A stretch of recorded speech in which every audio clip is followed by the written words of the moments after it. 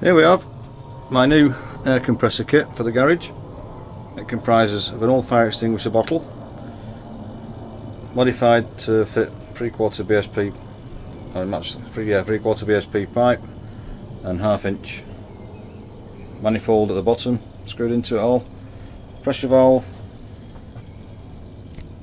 I've got my plug-in fitting Schrader valve on the end. 10 bar pressure relief.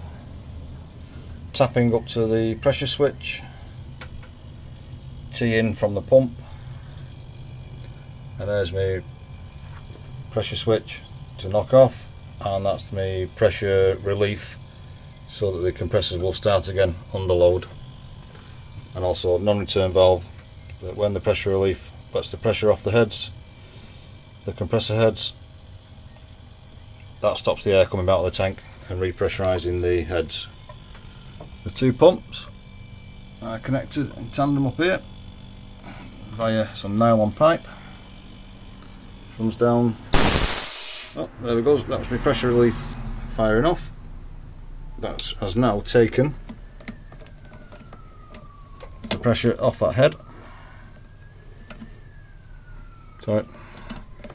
So there's no pressure in there, and we have 8 bar in the tank.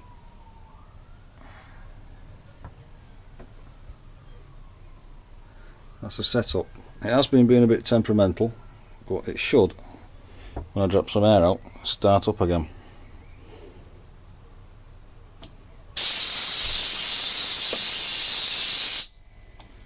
That's it.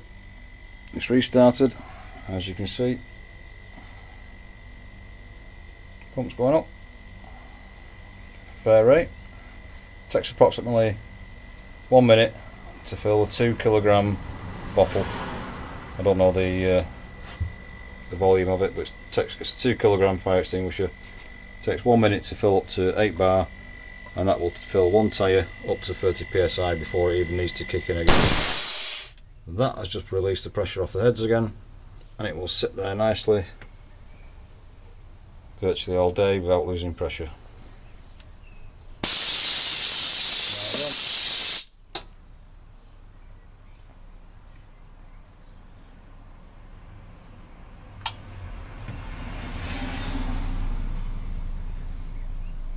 And it is a bit temperamental. This is all new, and I'm just still playing with the pressure switches, and they are only small pumps.